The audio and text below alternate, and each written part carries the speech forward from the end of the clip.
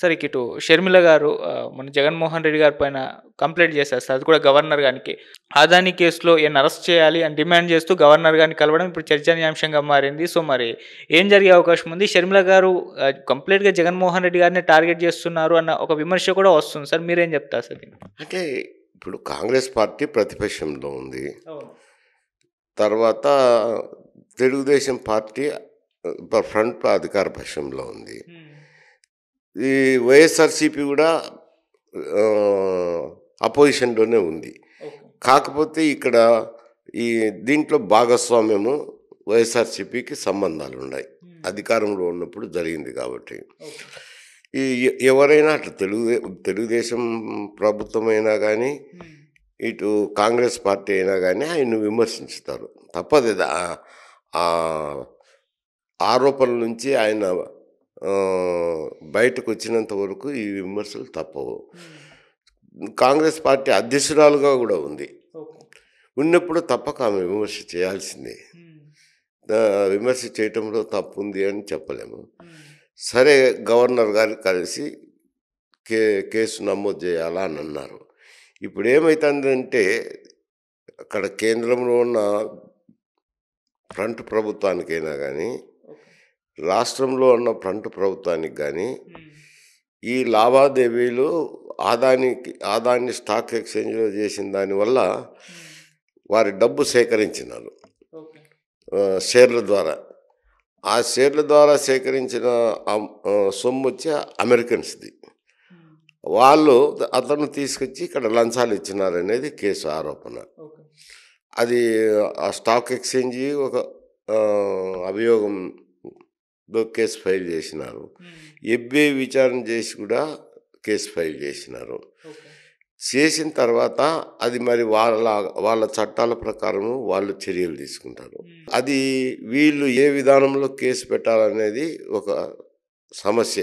ఏ చట్టం కింద పెట్టాలనేది అన్లెస్ అంటిల్ ఆ అభియోగ పత్రాలు వచ్చి అది కేసు అయితే దాన్ని డబ్బులు ఇచ్చింది వాస్తవమే నిరూపితమై శిక్ష అయితే కనుక అప్పుడు ఇక్కడ కూడా చర్యలు తీసుకునే దానికి అవకాశం ఉంది. కాకపోతే ఇందులో సమస్యలు ఏమొస్తున్నాయి అంటే నేషనల్ ఫ్రంట్ గవర్నమెంట్కు కేంద్రంలో ఉన్న ఆదాని ముఖ్యుడే కదా. మరి ఆ చర్యలు అది అక్కడ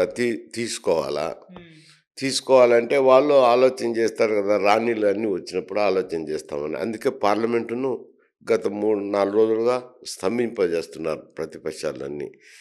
దాని మీద జాయింట్ పార్లమెంట్ కమిటీని వేయండి అని. కానీ ప్రభుత్వం అయితే ఈల్డ్ కావడం లేదు కదా. ఎందుకంటే ఆదానికి ఆ ప్రభుత్వానికి ఉన్న సంబంధ బాంధవ్యాలు బట్టి అక్కడ వేసిన తర్వాత దాని మీద ఏదైనా వచ్చినప్పుడు ఇక్కడ ఉన్న ఫ్రంట్ ప్రభుత్వం కూడా చర్యలు తీసుకోవాల్సింది వస్తుంది. వీళ్ళ పరిధిలోకి వచ్చేట్టుకంటే అది కేంద్ర పరిధిలో ఈడీనో మరి సిబిఐకో వేసి జాయింట్ పార్లమెంట్ కమిటీ వేసిన తర్వాత వాళ్ళ సిఫారసులు ఏమొస్తాయో వాళ్ళ సిఫారసుల మీద కేసు ఎలా బుక్ చేస్తారు ఇవి చేసి అవి వెలుగులోకి వచ్చి ఈయన పేరు వచ్చినప్పుడు ఇక్కడ ఏదన్నా ఈ చట్టాల ప్రకారం చర్య తీసుకోవాల్సి ఉంటే అప్పుడు తీసుకోవాలి. ఇప్పుడు ఆమె గవర్నర్ను కలిసింది. ఆయన పద్ధతులు సెక్రటరీకి రాస్తారు, వివరణ తెప్పించుకుంటారు. అంత మేరకే జరుగుతుంది. అంటే సార్ అక్కడ ఆదాని పైన కేంద్రం ఏ విధంగా రియాక్ట్ అవ్వకపోతే ఇక్కడ జగన్మోహన్ రెడ్డి గారికి ఏం కాదు అని అనుకోవచ్చు సార్. అంటే ఆదాన్ని అరెస్ట్ చేస్తేనే ఇక్కడ జగన్మోహన్ రెడ్డి గారి పైన కొంత అంటే ఉచ్చు బిగించవచ్చు, అంతే తప్పితే ఇది ఎక్కడికి కదలదు అని అంటున్నారు.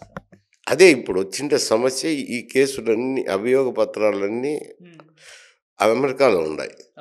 వాళ్ళ చట్టాలు వేరు, వాళ్ళ విచారణ వేరే విధంగా జరుగుతుంది. అది జరిగి అక్కడైతే ఎఫ్బిఐలో అయితే నెంబర్ 1 భారతీయునికి అని ఉంది. స్టాక్ ఎక్స్చేంజ్లు ఫైల్ చేసిన వాళ్ళు అయితే ఈయన పేరు క్లియర్గా రాసినారనేది ఉంది. రాసినాక లంచం ఇచ్చినది పెద్ద నేరమే. ఎవరైతే లంచాలు ఇస్తారో అమెరికన్ చట్టాల ప్రకారం పెద్ద నేరం అవుతుంది. తీసుకున్న మీద కూడా కేసు వస్తుంది. అవి ఏ రూపం చెందుతాయి? ఎందుకంటే అమెరికన్ చట్టాలు భారతీయుల మీద పనిచేయాల. అది ఒక విధానం ఏదో ఉంది. అది ఇంకా మన లాయర్లు కూడా కొద్ది ఇబ్బంది పడుతున్నారు దాన్ని చెప్పడానికి, వివరించి చెప్పడానికి. ఆ కేసు వివరాలు తెలియటం లేదు. అవి ఏ రూపంలో ఉంటుంది విచారణ అనేది ఇక్కడి వాళ్ళకు తెలియదు కదా. దాని మీద కొందరు అటు ఇటు సంబంధం ఉన్నోళ్ళు కొన్ని కామెంట్స్ చేస్తున్నారు. అది తేలితే కానీ ఇక్కడ రాలేదు అంటారు. సార్, కేంద్రంలో కాంగ్రెస్ ఏమో బీజేపీ పైన విమర్శలు చేస్తుంది. ఇక్కడ చూసుకుంటే షర్మిల గారు జగన్మోహన్ రెడ్డి గారి పైన విమర్శలు చేస్తున్నారు. ఇక్కడ టీడీపీ కూడా జగన్మోహన్ రెడ్డి గారి పైన విమర్శలు చేస్తున్నారు. కానీ కేంద్రంలో ఉన్న బీజేపీ పైన మాత్రం మౌనం వహిస్తుంది. దీన్ని ఏ విధంగా చూడొచ్చు సార్? అంటే కేంద్రంలో సంబంధ బాంధవ్యాలు ఉంటాయంటుంది కదా. ఇక్కడ రాష్ట్రంలో టీడీపీ కూటమికి అయితే ఏం సంబంధాలు లేవు. రెండోది కాంగ్రెస్ పార్టీకి సంబంధాలు లేవు. దానివల్ల ఇక్కడున్న కూటమి ప్రభుత్వం అయితే విమర్శలు చేస్తుంది జగన్ మీద తప్పకుండా. కాంగ్రెస్ పార్టీ చేస్తుంది. అక్కడ నుంచి జగన్ మీద డైరెక్ట్గా ఏముంటుంది, అది కేసు వచ్చిన దాని మీద నుంచి దాన్ని దాటి రావాలి యువతలకి. అదే అక్కడ ఉండేది సమస్య. ఓకే. అంటే ఇప్పుడు కేంద్రం ఒక చిక్కుల్లో పడిపోయిందని అర్థం చేసుకోవచ్చు సార్. ఏ నిర్ణయం తీసుకుంటుంది దాని పట్ల ఇప్పటివరకు అయితే మౌనమే ఉంది. ఓన్లీ బీజేపీ కొంతమంది నాయకులు ప్రెస్ మీట్లు పెట్టి కాంగ్రెస్ చేసిన విమర్శలకు కౌంటర్లు ఇస్తున్నారు. కానీ ఆదాని విషయంలో మేము ఈ నిర్ణయం తీసుకుంటామని వాళ్ళు కూడా చెప్పలేకపోతున్నారు. వాళ్ళు కూడా మౌనమే వహిస్తున్నారు. మరి ఏ నిర్ణయం తీసుకునే అవకాశం ఉందంటారు? ఏ నిర్ణయం తీసుకుంటారు? సంబంధ బాంధవ్యాలు ఉన్నాయి. సాఫ్ట్ కార్నర్ అయితే ఉంది, కనపడుతుంది. అక్కడ కేసు అభియోగ పత్రాలు అమెరికాలో ఉన్నాయి. ఆ నుంచి ఏమొస్తాయో తెలియాలి కదా. ఇదంతా చిక్కుముడి. అక్కడి నుంచి ఒక విధంగా వెలుగులోకి వస్తే ఇక్కడ చర్యలు తీసుకునే దానికి ఇంకేదో మొదలు పెడతారు అనుకుంటాం. సార్, ఇక్కడ షర్మిల గారు చూసుకుంటే అంటే జగన్మోహన్ రెడ్డి గారు ప్లేస్లోకి వెళ్తుంది అని మనం అనుకోవచ్చు అంటే సార్. అంటే ప్రతిపక్షం లేదు ఆంధ్రప్రదేశ్లో.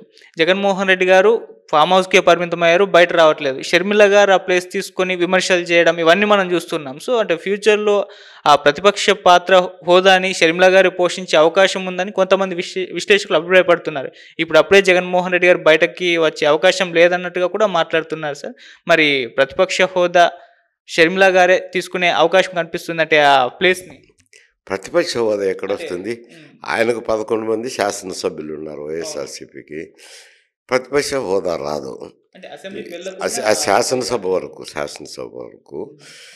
ఎందుకంటే 1/10 ఆఫ్ ది మెంబర్స్ ఉంటేనే ఎక్కడైనా ప్రతిపక్ష హోదా వస్తుంది. కాబట్టి జగన్మోహన్ రెడ్డికి రాదు. కాకపోతే ఆయన కూడా ప్రభుత్వ పక్షంలో లేడు, ప్రతిపక్షంలోనే ఉన్నారు. కాంగ్రెస్ పార్టీ ప్రతిపక్షంలోనే ఉంది. ఇద్దరు ప్రతిపక్షంలోనే ఉన్నారు. ఇప్పుడు ప్రజాక్షేత్రంలో ప్రజలు ఎవరికి గుర్తింపు ఇస్తారనేది. కాంగ్రెస్ పార్టీ కూడా నిన్న మొన్నటి వరకు అయితే మన ఎలక్షన్స్లో కూడా బలహీనంగానే కనపడింది. ఆమె సారథ్యం వహించిన తర్వాత పార్టీ నాయకులందరినీ సీనియర్లను కూడగట్టుకోవడము,